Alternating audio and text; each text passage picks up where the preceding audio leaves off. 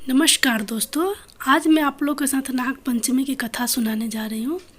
अगर ये कथा थोड़ा सा भी अच्छा लगेगा तो कृपया मेरे चैनल को सब्सक्राइब करना मत भूलिएगा। बहुत पहले एक राजा के 7 पुत्र थे। सातों के विवाह हो चुके थे। सबसे छोटे पुत्र की पत्नी श्रेष्ठ चरित्र की विदुषी और सुशील थी, परंतु उसके भाई नहीं था। एक दिन बड़ी बहू ने घर लिपने को पीली मिट्टी लाने के लिए सभी बहुओं को साथ चलने को कहा, तो सभी ढालिया और खुरपी लेकर मिट्टी खोदने लगी। तभी वहाँ एक सर्प निकला, जिसे बड़ी बहू खुरपी से मारने लगी। यह देखकर छोटी बहू ने उसे रोकते हुए कहा, मत मारो इसे, यह बेचारा निरपराध है। यह सुनकर बड़ी बहू ने उसे नहीं मारा। तब सर्प एक ओर जा बैठा। तब छोटी बहू ने उससे कहा, हम अभी लौट कर आती हैं, तुम यहाँ से जाना मत। यह कहकर वह सबके साथ मिट्टी लेकर घर चली गई और वहाँ काम काज में फंसकर सर्प से जो वादा किया था उसे भूल गई। उसे दूसरे दिन वह बात याद आई तो सबको साथ लेकर वहाँ पहुँची और सर्प को उस स्थान पर बैठा देखकर बोली, सर्प भैया नमस्कार। सर्प ने कहा, तू भैया कह चुकी है, इसलिए तुझे छोड़ देता हूँ, नहीं तो झूठी बात कहने के कारण तुझे अभी डांस लेता। वह बोली, भैया मुझसे भूल हो गई, उसकी क्षमा मांगती हूँ। तब सर्प बोला, अच्छा तू आज से मेरी बहन हुई और मैं तेरा भाई हुआ, तुझे जो मांगना हो मांग ले।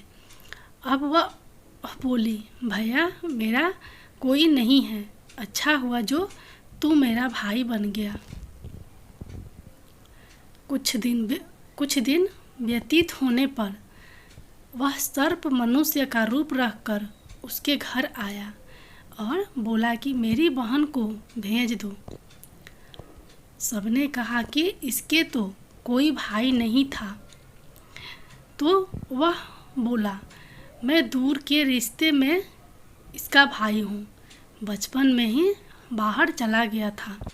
उसके विश्वास दिलाने पर घर के लोगों ने छोटी को उसके साथ भेज दिया। उसने रास्ते में बताया कि मैं वही सर्प हूँ, इसलिए तू डरना नहीं और जहाँ चलने में कठिनाई हो वहाँ मेरी पूँछ पकड़ लेना।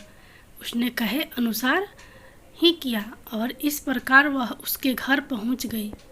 वहाँ के धन दौलत को देखकर वह चकित हो गई। एक दिन सर्प की माता ने उसे कहा, मैं एक काम से बाहर जा रही हूँ, तू अपने भाई को ठंडा दूध पिला देना। उसे यह बात ध्यान न रही और उससे गर्म दूध पिला दिया, जिससे उसका मुंह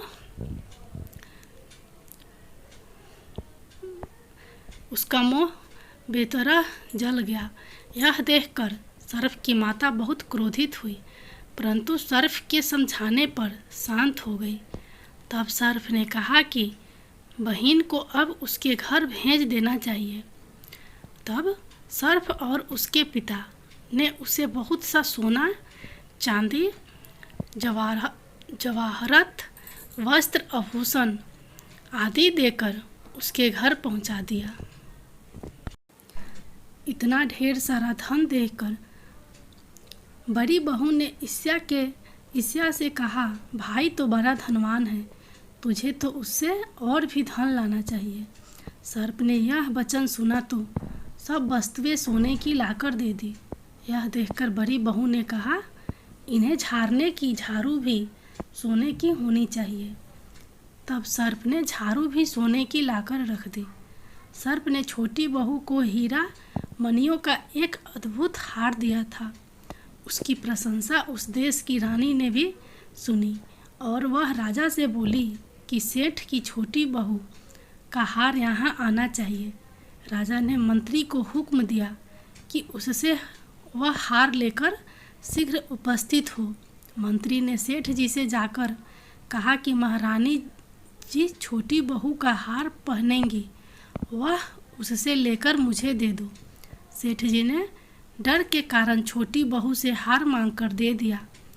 छोटी बहू को यह बात बहुत बुरी लगी। उसने अपने सर्प भाई को याद किया और आने पर प्रार्थना की, भैया, रानी ने हार छीन लिया है। तुम कुछ ऐसा करो कि जब वह हार उसके गले में रहे तब तक के लिए सर्प बन जाए, और जब वह मुझे लौटा दे तब हीरो और मणियों का हो जाए। सर्प ने ठीक वैसा ही किया। जैसे ही रानी ने हार पहना वैसे ही वह सर्प बन गया। यह देखकर रानी चीख पड़ी और रोने लगी। यह देख राजा ने सेठ के पास खबर भेजी कि छोटी बहू को तुरंत भेजो। सेठ जी डर गए कि राजा ना जाने क्या करेगा। वे स्वयं छोटी बहू को साथ लेकर उपस्थित हुए। राजा ने छोटी बहू से पूछा, तूने क्या जादू किया है? मैं तुझे दंड दूंगा। छोटी बहू बोली, राजन, धृष्टता क्षमा कीजिए। यह हार ही ऐसा है कि मेरे गले में हीरो और मणियों का रहता है और दूसरे के गले में सर्प बन जाता है।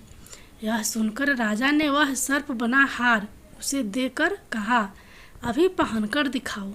छोटी बहू ने जैसे ही उसे पहना वैसे ही हीरो मणियों का हो गया। यह देखकर राजा को उसकी बात का विश्वास हो गया और उसने प्रसन्न होकर उसे बहुत सी मुद्राएं भी पुरस्कार में दी। छोटी वह अपने हार और इन सहित घर लौट आई। उसके धन को देखकर बड़ी बहू ने ईर्ष्या के कारण उसके पति को सिखाया कि छोटी बहू के पास कहीं से धन आया है। यह सुनकर उसके पति ने अपनी पत्नी को बुलाकर कहा, ठीक ठीक बता कि यह धन तुझे कौन देता है।